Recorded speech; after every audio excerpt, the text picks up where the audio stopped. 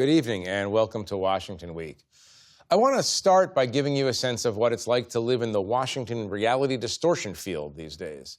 Among the issues facing Americans and their leaders this summer are matters of enormous domestic and international importance, including the Iran war, the Russian war against Ukraine, the future of NATO, energy prices, massive wildfires, the coming AI jobs crisis, and really, really malignant lettuce. But what are we talking about in Washington, and what are we going to talk about tonight? Our president's obsession with alleged election corruption. On Thursday, he spoke to the nation and claimed, without providing evidence, that our election system is in terrible danger. He has brought the country's intelligence agencies into this campaign and released declassified documents that he says proves his point, but don't prove it at all. Why is he doing this, and why now? For answers, I'll ask our panel tonight. Ann Applebaum is a staff writer at The Atlantic. Laura Barone-Lopez is a White House reporter for MS Now. Stephen Hayes is the editor and CEO of The Dispatch. And Carl Hulse is the chief Washington correspondent for The New York Times. Okay, no lettuce jokes. That was my one lettuce joke for the night. I'm sorry. And I know it's a very serious issue, so I won't talk about it anymore. Laura, you get to start. We're going to get to motive in a minute, but explain the message that President Trump was trying to transmit to the country last night. Well, one, President Trump, for him, this was about personal vindication. This was about him trying to, again, just convince the public that his lie about the 2020 election being stolen is true. That was him. He is fixated on 2020. Sources close to the White House have told me it's what keeps him up at night. He wants to be talking about this. That's one. But the other main message is he was trying to show with this release of declassified documents, the likes of which many intel experts and former analysts say they've never seen any release like this in their careers. The big message was, look, our elections are so insecure that essentially he needs to gain more control over it. And so this is part of his larger campaign to gain as much control over American elections as possible. And he has had his agencies doing many things along the way to try to take control from states, which they have the constitutional authority to control elections, but take control away from them ahead of the midterms. Right. And what evidence is there actually that our elections are in danger from foreign interference or from other nefarious players that Donald Trump believes exist out there?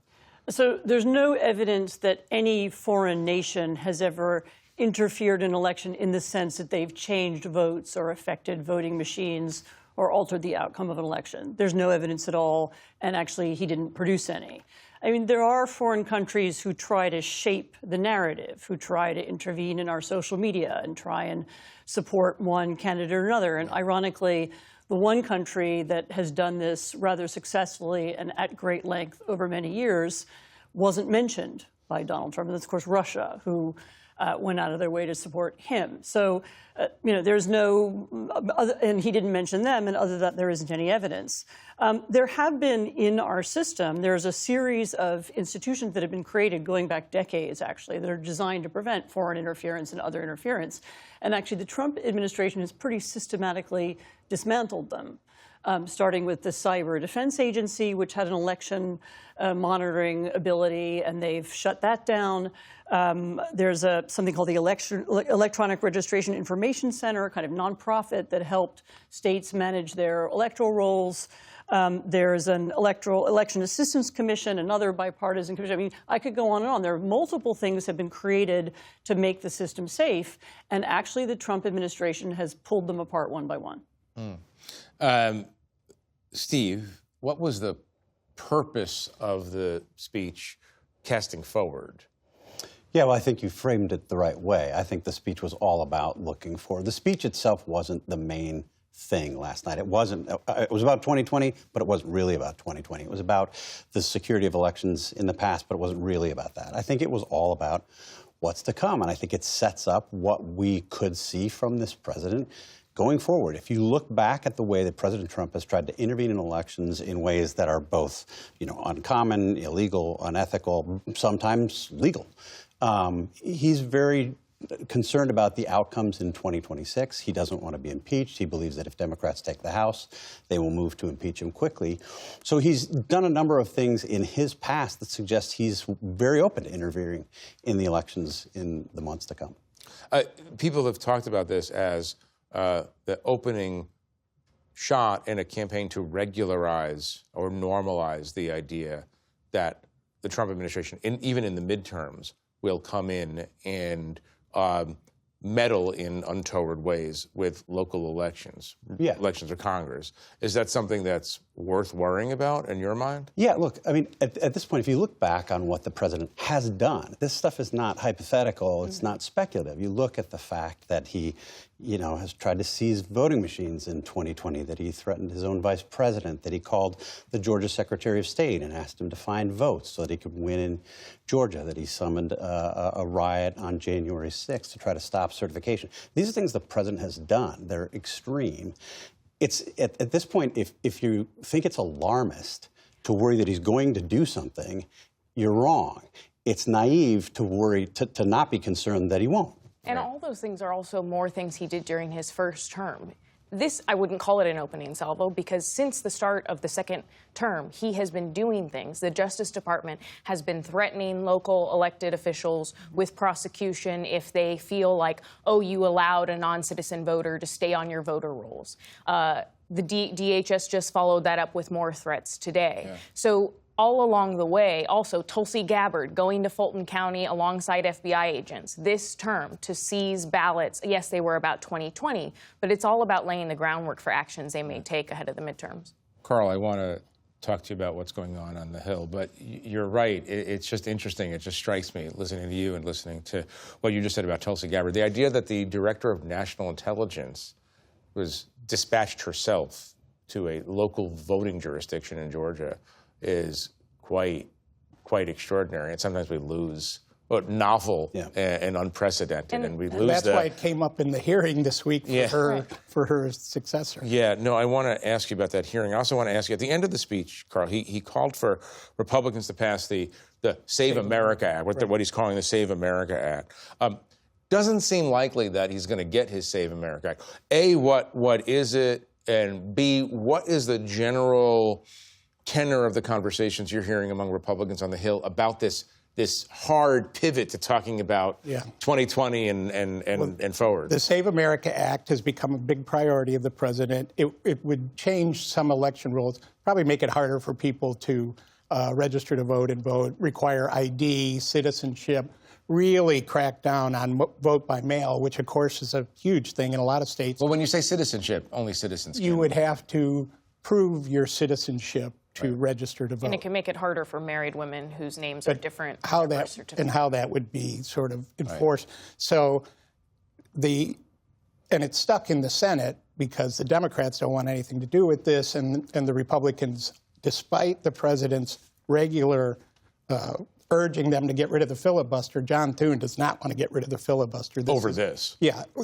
or at all, but certainly not over this. So there's a lot going on. So today, talking to Republicans, they wish the president would move on from this, right? It's not going to happen. It's just causing them a lot of grief. But they were also really interesting to me. We all know these big presidential set pieces usually come with a big coordinated effort with the Hill, and everybody talks and the statements to bolster. Well, the silence was deafening, except for the people who said, I talked to Lisa Murkowski. She's like, I'm underwhelmed by this. It was nothing new. John Cornyn at an event said, this is all old stuff. They weren't moved by this at all. Right. So, Republicans traditionally want states to run the elections. They don't want the federal government to run the elections. So, and then lastly on kind of what you were talking about, so Mark Wayne Mullen followed up the speech today with a briefing. The new Secretary of Homeland Security. And we had been hearing a lot before the speech that the president was going to say more than he said last night, because you're right. He didn't say they have changed votes. Mark Wayne Mullen kind of picked up where Trump left off last night today, saying we know countries have the ability to change votes, even though I'm not sure that's true, and that we might go out and arrest state elections officials who don't cooperate with us. So, I mean, obviously... Well, that's taking it to another level entirely. But he did say it. Now, on the other hand, Democrats are really preparing for this because they think this is coming. They're all organized. They have a lot going on to get ready for this. I want to talk about the non-political part of that, the organization that you're talking about, but I also want to ask you about the politics. Watch this for a moment. This is some Democrats talking about what's going on. Do you deny that Joe Biden won the 2020 election? Who won the 2020 election? The 2020 election. The 2020 election. Who won the 2020 election? The point being, the Democrats seem to think that there's a way to capitalize on this obsession. Yeah. And my question to you is, how much are they going to jujitsu this in a kind of way and take that obsession and turn it against? John Ossoff, who you saw there at the end from Georgia, kind of expected to be a target of the speech last night and wasn't, but he has turned this into a blockbuster for him, really kind of elevating his presence out there. So I think they see this as a rallying cry.